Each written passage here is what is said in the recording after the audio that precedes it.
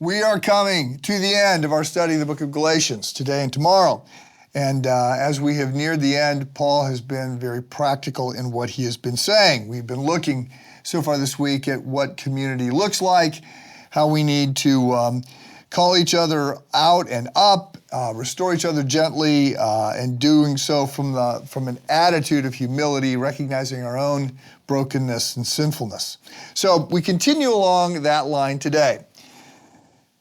Reading, bear their burdens and so fulfill the law of Christ. Paul is saying that we need to, practically help other people, stand in another's shoes, go shoulder to shoulder, whatever metaphor you want to use to come alongside and help somebody.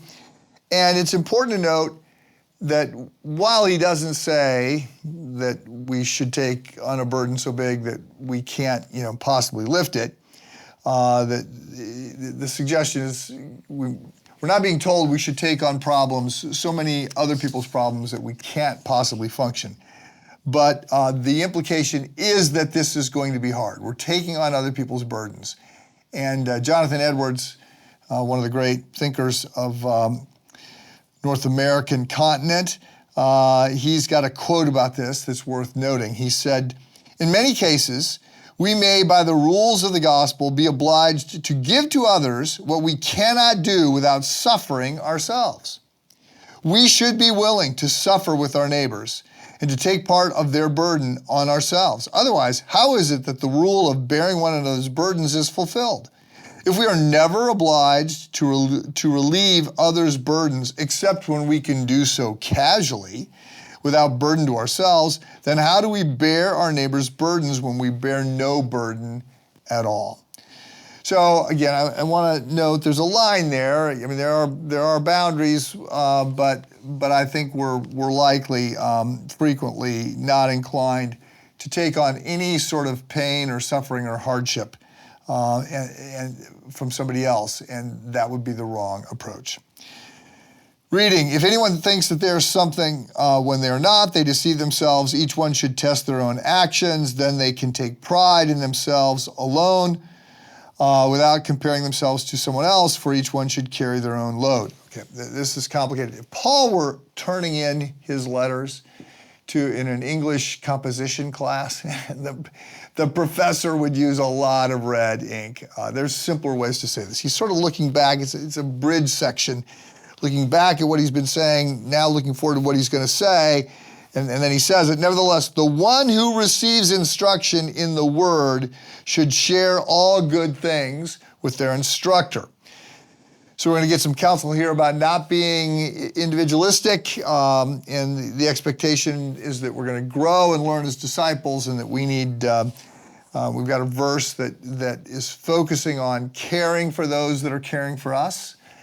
And then we get to the section that I think is particularly profound here, verses 7 to 10. Do not be deceived. God cannot be mocked. A man reaps what he sows.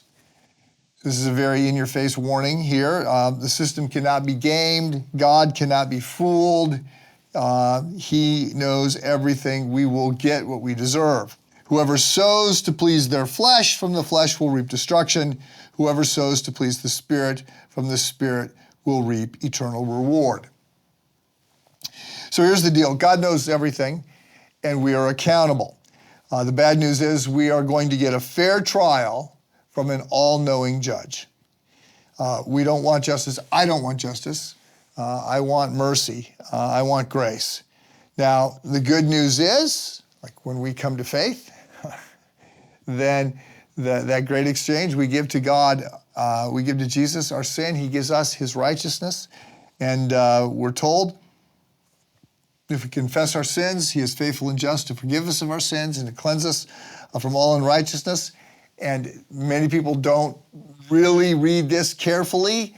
If we confess, if we have a relationship with Christ, then God is just and we won't be punished. Now, if we understand that we're broken, we would say, well, if God is just, then I'm going to be punished. But if we confess, like if we have come into a relationship, a healing, a spiritually transformational relationship with Jesus Christ, then it would be unjust of us it would be unjust of God to punish us because the punishment for our sin has already fallen on Jesus. So there's no need for a double repayment here.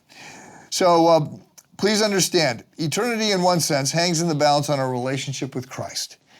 But that's not all that we're being told here. So our destiny, the way I read Paul, the way I read the Gospels, right, the book of Romans and Galatians and Ephesians and many other places, right? We're saved by grace through faith, not of ourselves. It's a gift of God, not as a result of works that no one should boast. However, all that's true. All that's completely true. However, that does not say that what we do doesn't matter or that we're not rewarded or that we won't suffer based on what we do. So sin is ultimately stupid behavior, and oftentimes, even though we're forgiven for our sinful behavior, we're going to suffer the consequences of making bad decisions. Likewise, if we are storing up treasures in heaven, then there will be reward, and making the right decisions and being disciplined and sacrificing often has a payback even in this life. So Paul says, do not be deceived. God cannot be mocked. A man reaps what he sows. So this is a spiritual law. About half of the parables, if you look at them roughly, half of the parables talk about this. We're going to reap what we sow, and we need to be good stewards of the talents and the opportunities and the gifts that we've been given. About half of the parables are about the shocking nature of grace.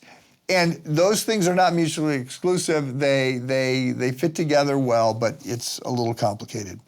So, look, there's so much here. This is such a good letter. We got one more day. Let me just say, we go back and end with this. We get out what we put in. If a farmer plants corn, he gets corn. If he plants carrots, he gets carrots. If he plants 2 acres, he gets 2 acres of yield, not 200 acres. So, the end of Galatians. Good stuff. Have a great day.